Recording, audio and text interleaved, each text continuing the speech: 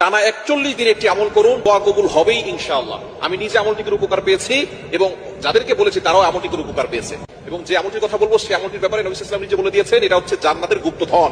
এটা পরে আল্লাহর কাছে দোয়া করলে আল্লাহ তাআলা সেই দোয়াটা কবুল করে। অনেকে আছেন বলেন হুজুর দোয়া করছি, দোয়া কবুল হচ্ছে না, সন্তান কথা শোনে না, স্বামী কথা শোনে না, অনেকে বলে হুজুর স্ত্রী কথা শোনে না, অনেকের ভিসা হচ্ছে না, অনেকে টেনশনে পড়ে গেছেন, অনেকের বিয়ে হচ্ছে না, বিভিন্ন দুশ্চিন্তা, ঋণের বোঝা, অভাব, সব কিছুর জন্য আপনি একটা আমল করতে পারেন। প্রতিদিন এশার নামাজের পরে একটি আমল করবেন। আমলটি কিভাবে করবেন? আপনি এশার নামাজ পড়বেন, 5 ওয়াক্ত নামাজ অবশ্যই করবেন এবং ইয়াকিনের সাথে আমল করবেন।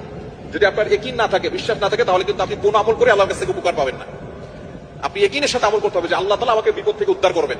টানা 41 দিনের একটি আমল করবেন। মা বোনটা যেহেতু আল্লাহ প্রদত্ত অসুস্থতার সময় আসে, এজন্য টানা 41 দিন যদি করতে না পারেন, মাঝে অসুস্থ হন, আপনি যে কদিন অসুস্থ থাকবেন গুনে রাখবেন, তারপরে থেকে আবার করা শুরু করবেন। তো অবশ্যই 41 দিনের আগে আপনি ভালো ফলাফল পাবেন ইনশাআল্লাহ। এশারের নামাজের পরে আমলটি করবেন। প্রথমে 100 বার একটি দুরূদ শরীফ পড়তে হবে, আল্লাহুম্মা সাল্লি আলা সাইয়্যিদিনা মুহাম্মাদ। এই ছোট্ট দুরূদটি 100 বার পড়বেন। এরপর পড়বেন লা হাওলা ওয়ালা কুওয়াতা ইল্লা বিল্লাহ, এতটুকু 499 বার। যে এটা হচ্ছে জান্নাতের ভান্ডার, এটা পড়ে দোয়া করলে আল্লাহ তাআলা সেই দোয়া কবুল করেন। আর শেষবারে লা হাওলা ওয়ালা কুওয়াতা ইল্লা বিল্লাহ আল আলিয়্যিল আযীম পুরোটা একবার পড়বেন। এরপর আপনি আল্লাহর কাছে দোয়া করবেন।